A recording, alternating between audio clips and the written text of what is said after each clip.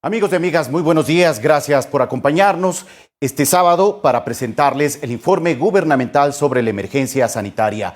A esta hora de la mañana ya nos acompaña la ministra de Gobierno, María Paula Romo, con quien llevaremos a cabo una conversación breve, también la atención de varias inquietudes por parte de colegas periodistas e inicialmente revisaremos las cifras que actualmente se registran en el país frente a la presencia del COVID-19. Ministra María Paula Romo, buenos días. Gracias por acompañarnos y por favor con su reporte de este día. Buenos días, Fabricio, muchas gracias. Comunicar que esta mañana he podido supervisar directamente. Como ustedes saben, desde hoy tenemos el primer fin de semana en donde hay una restricción vehicular adicional a la que hemos venido teniendo.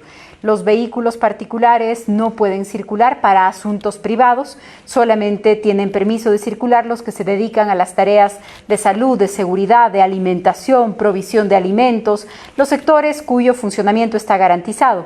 Este es el primer fin de semana que tenemos esta prohibición de ninguna placa para asuntos particulares y la verdad es que podemos constatar ya en varios lugares del país que ha disminuido mucho la circulación. Eso es lo primero que quería comentar. Insistir en que se encuentra garantizada la circulación que se relaciona con todos los asuntos de salud, de transporte del personal de salud, de los insumos, de los medicamentos, la provisión de farmacias, asimismo todo lo que tiene que ver con la provisión de alimentos, para que las tiendas, desde la tienda más pequeña del barrio hasta los mercados, los supermercados, permanezcan abastecidos como lo hemos logrado hacer hasta ahora y también que los productores puedan sacar sus productos, puedan sacar lo que están llevando a las ciudades para que sigamos con esta provisión de alimentos suficientes. Está funcionando bien hasta el momento y tendremos un reporte en horas de la tarde para saber cuánto de circulación ha disminuido a propósito de esta medida. Ahora paso a las cifras que ya hemos revisado en la reunión del Comité de Operaciones de Emergencia de esta mañana. Hasta la fecha se han tomado 22.649 muestras para COVID-19. 22.649 muestras se han tomado hasta la fecha. De esta cantidad de muestras, 7.257 casos son casos confirmados. 7.257. Ayer tuvimos un incremento importante, un salto en las cifras porque se hizo un esfuerzo muy especial para que se pueda igualar el número de pacientes, los códigos de los pacientes y cargar al sistema algunas pruebas que ya estaban listas, pero todavía tenemos un pendiente de un número importante de resultados. 7.257 confirmados, de ese total de 22.649, 6.944 son descartados. Descartados 6.944. Del total de personas que han tomado la prueba y que han dado positivo, que es un universo de 7.257, la situación de estas personas es la siguiente. Han recibido el alta hospitalaria 411 personas. Están estables en aislamiento domiciliario 6.123 personas. Están hospitalizados en una situación estable 224 personas y se encuentran hospitalizados con pronóstico reservado 184 personas. Han fallecido 315 personas del grupo de personas que ha dado positivo en la prueba. A eso le sumamos 338 fallecidos probables COVID-19 a nivel nacional. De nuevo, estos datos se refieren al universo de personas que han tomado la prueba. Ustedes van a seguir mirando, como lo hacemos desde mediados de esta semana, la línea de tendencia acumulada nacional de casos. Es muy importante este tema porque los casos se están reportando no el día que se entrega la prueba de laboratorio, sino que los casos positivos se cargan el día que está registrado como el de aparecimiento de los primeros síntomas. De esa manera, los casos positivos se distribuyen en los días que corresponde para poder comprender mejor cómo está evolucionando la pandemia. Estos son los datos de esta mañana y, por supuesto, abierta a las preguntas que hemos recibido para hoy. Por favor. De acuerdo, ministra. Muchas gracias por la información y las cifras registradas durante este día y hasta la fecha en torno al tema de la presencia del COVID-19 en el país. De inmediato vamos a dar paso a varias inquietudes y preguntas de distintos colegas de varios medios. ¿Es posible que me escuche? ¿Me escucha, ministra, por favor? A ver, quisiera tener una confirmación de su parte, ministra. Aprovecho para comentarles que si me ven mirando también el teléfono es porque he pedido que las preguntas también me las pasen directamente para no quedarnos con ninguna pendiente. Así que, por supuesto, escucho las preguntas, las recibo. Gracias. Claro que sí, ministra, claro que sí. Bueno, primero, antes de dar paso a varias inquietudes de colegas periodistas, queremos recordarles que como medios públicos y personal periodístico de medios públicos, nosotros no revisamos, ni seleccionamos, ni escogemos las preguntas que son enviadas directamente a la Secretaría General de Comunicación de la Presidencia de la República. Son funcionarios de la Secretaría quienes se encargan de manejar y transmitirnos a nosotros como periodistas de los medios públicos para poder trasladar estas inquietudes a las autoridades y que puedan ofrecer una respuesta a la ciudadanía. Si las autoridades han decidido cambiar la metodología de este espacio de interacción, ya es una decisión propia de las autoridades. Ministra, la primera inquietud es del colega Enrique Recalde de Informa EC, medio digital, y es la siguiente. ¿Cuál es la cifra de pacientes recuperados y dados de alta en la provincia del Guayas? La cifra de la provincia del Guayas la tiene que publicar directamente el COE del Guayas. También la puedo publicar en un momento en redes sociales porque las cifras que tengo en este momento son las cifras nacionales. De acuerdo, ministra. Revisaremos entonces eso más adelante cuando usted pueda contar con esas cifras. Nancy Vélez del periódico digital Infórmate de la provincia de Manabí. Desde que empezó abril, 18 personas han muerto en los sitios de Sequita y Pepa de Uso, 2 caseríos rurales del cantón Montecristi en esa provincia, en Manabí.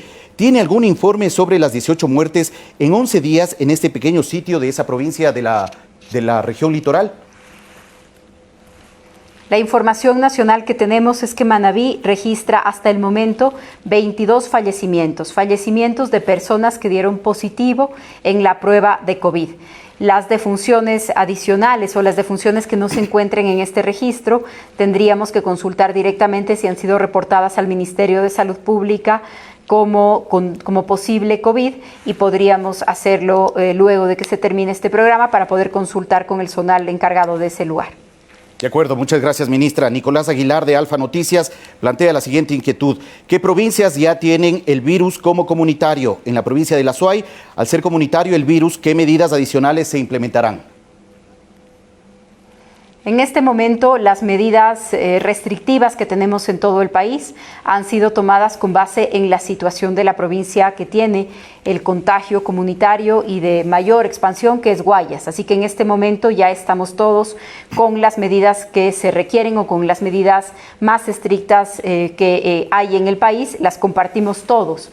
Según las autoridades de salud, ya se considera que existe contagio comunitario en al menos 4 provincias en el país, que son Pichincha, Guayas, Manabí, Los Ríos y Azuay, en 5 provincias ya, contagio comunitario, y las medidas son las que estamos tomando. Es una de las fases de la pandemia y en este momento las provincias más pobladas tienen ya esta situación.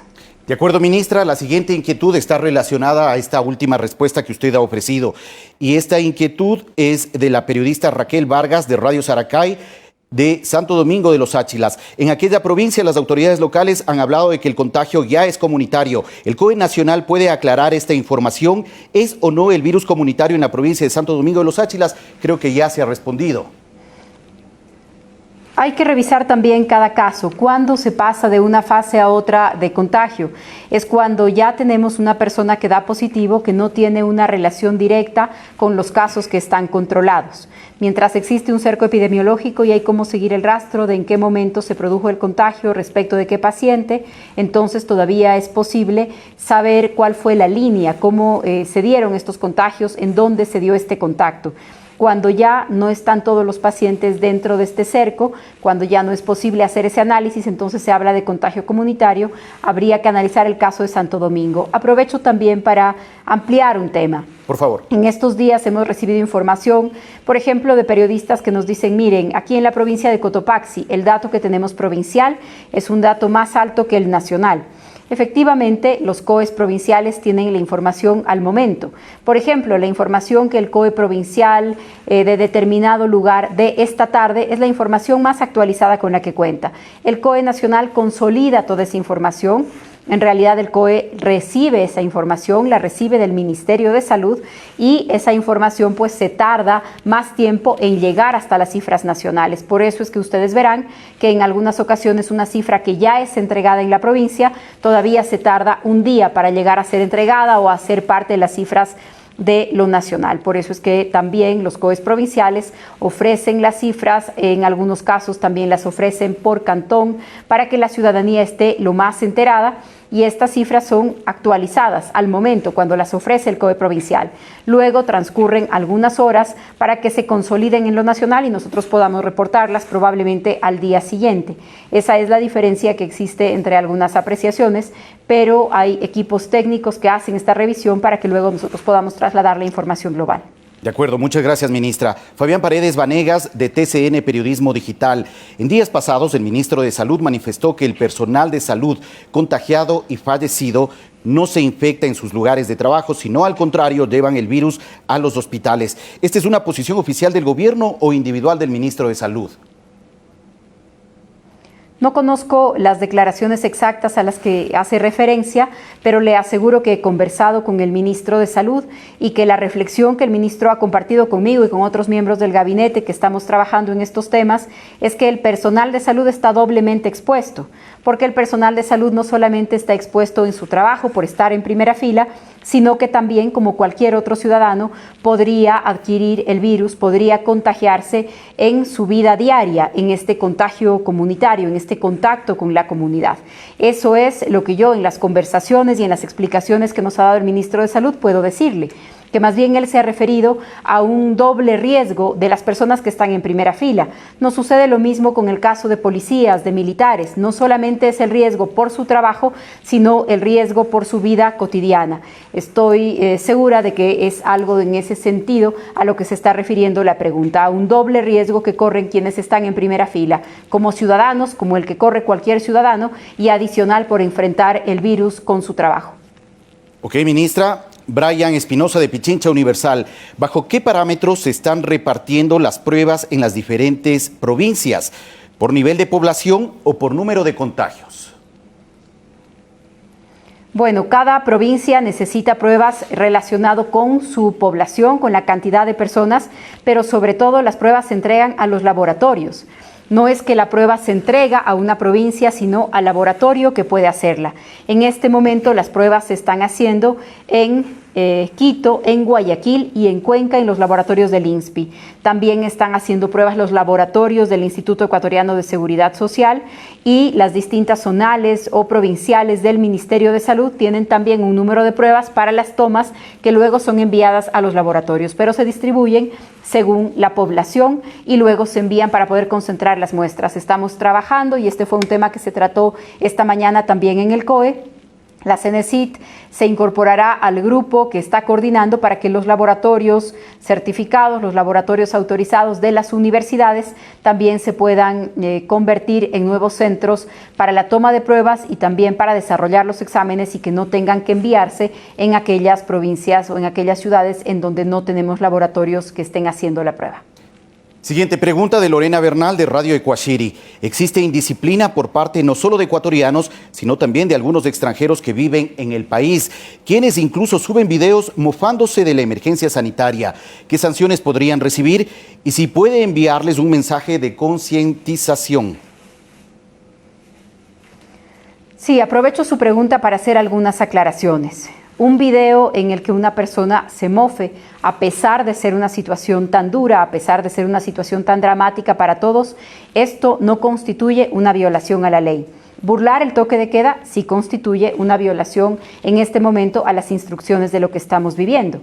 Un video o un comentario en donde una persona se refiera a esta situación con agresividad o con burla tampoco infringe ninguna norma. Pero cuando se usa las redes sociales para estafar a los pacientes, para especular con productos, para exagerar, para cobrar precios indebidos, precios estratosféricos de los productos que son de necesidad en este momento, cuando se usa las redes sociales para estafar, para hacer phishing, para recolectar información a través de redes sociales, falsificando páginas oficiales. Eso ya constituye una violación a la ley. Entonces, en estos días estamos viendo muchas irregularidades y muchas infracciones que se cometen a través de redes sociales, pero es importante hacer esta distinción. Hay cosas que son expresiones que, aunque nos molesten o aunque resulten una burla en un momento tan duro, no significa una infracción a la ley. Hay otras cosas que están sucediendo en redes sociales que sí son infracciones a la ley, que la policía investiga, que la fiscalía investiga y que esperamos que la ley sancione de manera muy estricta. Siguiente pregunta, Jefferson Sanguña de La Posta. ¿Qué pasa con las medidas económicas mencionadas a finales de marzo? ¿Se mantienen? Ahí había otro tipo de contribuciones para servidores públicos y sobre el avalúo de autos de más de $20,000. ¿Esas medidas son acumulativas a las que fueron anunciadas el día de ayer por el presidente? No son acumulativas, pero algunas de estas medidas se recogieron para la propuesta global que fue anunciada ayer por el presidente y que en estos días va a ser profundizada por nosotros como ministros. Algunas medidas de las que se anunciaron en marzo no son medidas legislativas, sino medidas de reorganización interna del Estado, que esas también se van a implementar y se han seguido implementando en estos días a pesar de la emergencia. Más que acumulativas, algunas de esas están recogidas, en algunas se ha decidido otro camino, por esta triple emergencia que atraviesa el país, porque es una emergencia de salud, pero es una emergencia también social y una emergencia económica muy grave. Eso ha obligado a hacer una sola propuesta, una propuesta global que tiene componentes legislativos y que tiene componentes de política pública y que vamos a seguir explicando en las próximas horas y días. Siguiente pregunta, David Redrobán de Diario Los Andes. Hasta el momento, ¿cuántos policías se encuentran contagiados y cuántos han fallecido? ¿Cuántos se encuentran estables y cuántos en estado crítico, ministra? Tengo el dato de los policías fallecidos, ofrezco actualizar el dato de quienes están en un cerco haciendo aislamiento y de quienes se encuentran con resultados positivos. Lamentablemente han fallecido seis policías que dieron positivo en pruebas de COVID, 6 policías y 5 que están registrados como posible COVID, como sospecha de COVID. 11 policías han perdido la vida por motivos relacionados al virus y a estar en primera línea haciendo su trabajo. Que no necesariamente es a causa del COVID-19. Estos datos que le estoy dando son 6 de que dieron positivo, que sí es a causa del COVID, y 5 que son sospecha de COVID. Hay otros casos y otro tipo de situaciones que pasan en la policía, pero la respuesta que le estoy dando se refiere exclusivamente a COVID y sospecha de COVID. De acuerdo. Gracias, ministra. Daniela Andrade de Vito TV. ¿Cuántas personas han recibido el alta epidemiológica hasta el momento? Está en las cifras que nos ha compartido inicialmente. Me parece que eran 411 personas con alta hospitalaria. Sí, el alta hospitalaria no es igual que el alta epidemiológica. El alta hospitalaria son personas que ingresaron a un hospital y que luego fueron dados de alta, pero el alta epidemiológica son personas que terminan su aislamiento, que termina el periodo de vigilancia epidemiológica y que después de eso les hacemos o les hace el Ministerio de Salud pruebas para verificar cuál es su situación ya en ese momento y apenas ahí, y además en algunos casos se exige una doble prueba, apenas ahí se habla de alta epidemiológica. No tengo ese dato en este momento, pero lo podemos ofrecer para más tarde. No es lo mismo alta hospitalaria que alta epidemiológica y en este momento se están privilegiando la aplicación de pruebas para personas que presentan síntomas que para personas que terminan su periodo de aislamiento. De todas maneras, es importante y aprovecho también para hacer una invitación. Muchos de los temas que estamos tratando estos días son altamente especializados. Todos los funcionarios ajenos al sistema de salud estamos trabajando en esto, hacemos nuestro mejor esfuerzo, pero hay especialistas que asesoran al COE, especialistas que asesoran las tomas de decisiones y especialistas a los que les hemos pedido que también nos apoyen haciendo conferencias y haciendo explicaciones para la prensa, porque se trata de temas que requieren muchísima preparación y que requieren una explicación más detallada que no todos podemos dar, que no todos podemos ofrecer.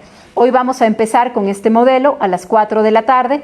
Las personas o los primeros invitados serán periodistas, en un momento lo podré comunicar, con especialistas que no son funcionarios públicos, sino 2 especialistas con un doctorado en temas que nos pueden explicar sobre cómo funcionan las pruebas y qué es exactamente lo que nos dicen las pruebas.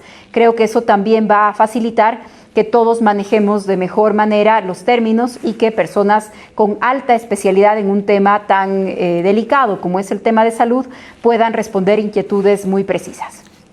De acuerdo, ministra. Siguiente inquietud. Miguel García, de Radio La Voz del Santuario de Baños. ¿Cuál es la sanción para las personas que sacan sus vehículos incumpliendo la restricción? Incluso algunos retiran sus placas. La sanción por circular sin placas es una sanción que se encuentra en la ley y se aplicará en este caso. La sanción por irrespetar las medidas restrictivas es una sanción de $100 para la primera vez que se incumple, un salario básico para la segunda vez que se incumple, se cobran con la tarifa de servicios básicos. Y si es que hay un tercer incumplimiento, es una detención por la violación de un artículo del Código Penal, incumplimiento de orden legítima de autoridad competente, que tiene una sanción privativa de libertad de 1 a 3 años, y tenemos ya algunas personas sentenciadas en el país por la aplicación de este artículo. ¿Quiénes pueden imponer las sanciones? Las pueden imponer tanto la Policía Nacional como las autoridades de tránsito en los cantones en donde hay esta transferencia de competencias. Pueden ser incluso las autoridades municipales que tienen la competencia de tránsito. Valeria Navarro, de TVC. ¿Cuál es el cálculo a realizarse para el descuento de los salarios para el aporte de la cuenta de asistencia humanitaria, ministra? Hay un cálculo, un aporte que se está proponiendo a la Asamblea Nacional. Todavía no es definitivo mientras no pase por la Asamblea Nacional, pero la propuesta es una tabla proporcional y progresiva, un porcentaje de los ingresos, y el porcentaje es un porcentaje menor para quienes tienen menos ingresos, mayor para quienes tienen más ingresos.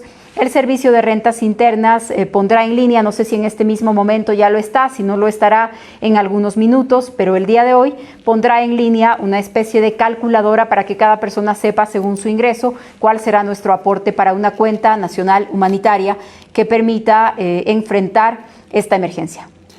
Así es, la propia directora del Servicio de Rentas Internas, Marisol Andrade, informó que sería así en el transcurso de esta mañana. Luis Fernando Heras, de Alfa TV. ¿Por qué la alcaldesa de Guayaquil anuncia su recuperación y el gobierno menciona casos recuperados en el país cuando ya ha pasado más de un mes desde el primer caso?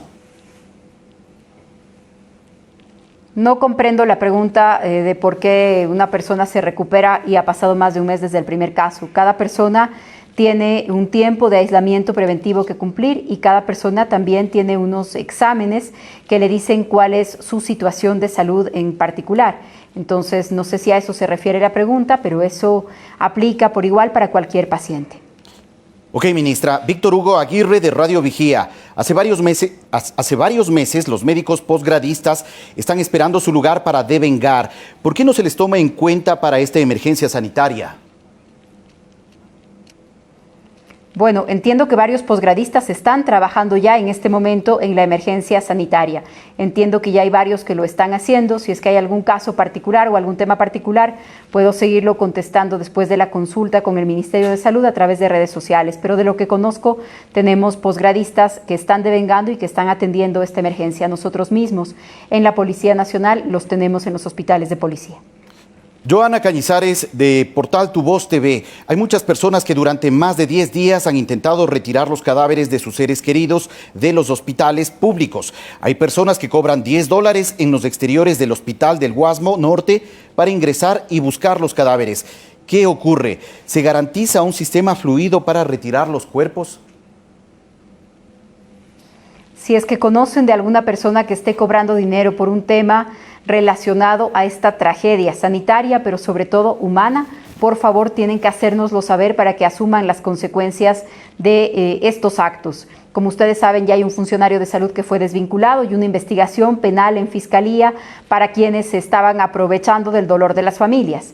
No hay nada que pagar. El gobierno se está haciendo cargo, pero cuando transcurren 24 horas sin que la familia haya expresado su decisión, su voluntad de hacerse cargo directamente de los temas exequiales, el gobierno se hace cargo de estos temas, le dará sepultura en el Camposanto que ustedes han visto ya y han escuchado al ministro Huátet, y la familia tendrá la información exacta, por supuesto. Por favor, ministra, ¿puede recordar cómo se pueden presentar las denuncias por estos posibles actos reprochables?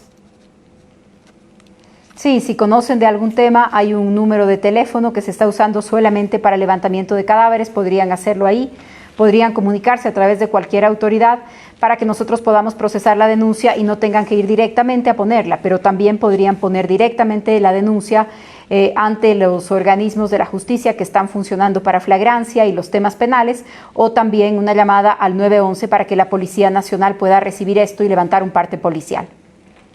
Rosario Córdoba, periodista de la cadena radial Centinela del Sur, La Hechicera. ¿Cuál es la disposición para las clínicas privadas cuando no hay espacio en los hospitales públicos? En Loja tenemos la denuncia de un ciudadano que no se acepta a pacientes con COVID en los hospitales, tampoco se envían ambulancias. ¿El sistema privado tendría que receptar al paciente? ¿El Estado compensará? Sí, el Estado no solo compensará, tiene un tarifario y en cada lugar está organizado si es que la red privada se está haciendo cargo de pacientes COVID, si es que tiene la capacidad de hacerlo, por la capacidad instalada me refiero, o en algunos lugares también la red privada se está haciendo cargo de los pacientes no COVID para que los hospitales públicos se puedan concentrar en los pacientes COVID. Depende de cada uno de los lugares y de la planificación que se haya hecho, pero en un momento de emergencia, tanto los prestadores privados como los prestadores públicos son todos parte de la red de salud activada y la organización depende de la capacidad instalada, de la capacidad de respiradores, de terapia intensiva para atender este tipo de pacientes. De acuerdo, ministra. Nicolás Castillo, de Radio Sonorama. Hay un 40% de número de casos, de aumento de número de casos. Este registro se da por la mayor cantidad de pruebas. Antes no se hacían o que en realidad existen más contagios luego de las medidas de restricción? Lo primero es decir que aquí y en cualquier lugar del mundo las medidas de restricción funcionan.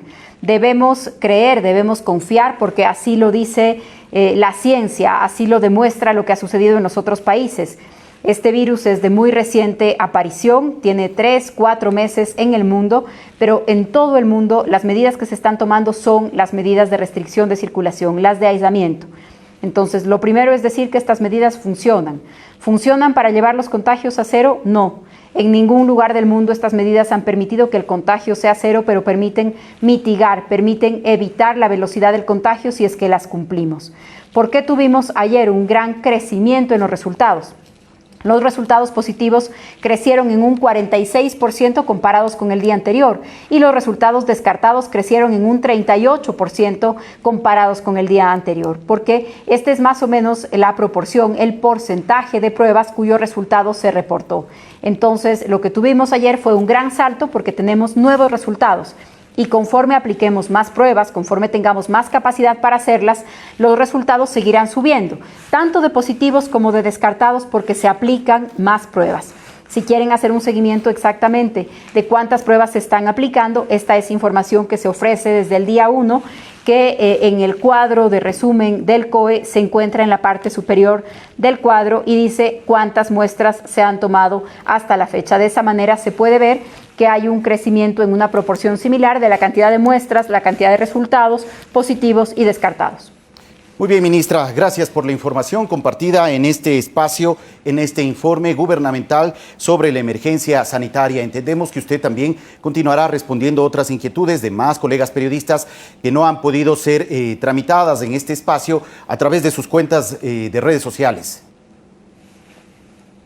Así es, muchas gracias, y sobre todo las inquietudes que se refieren a algún tema puntual, a algún cantón de manera puntual y que requieren una consulta adicional a lo que yo puedo responder en este momento, pues trataré de hacerlo a lo largo del día pidiendo la información a las instituciones que la manejan para aclarar estas dudas. También desde la próxima semana, como lo dije el día de ayer, ensayaremos algunos otros formatos que permitan que los medios de comunicación puedan hacer preguntas directas, que es lo que todos queremos. Todos queremos que haya más información porque esa información nos ayuda a comprender la seriedad de la pandemia, la seriedad de la situación que estamos atravesando y por lo tanto la necesidad de cumplir con las indicaciones, con las instrucciones. Muchísimas gracias.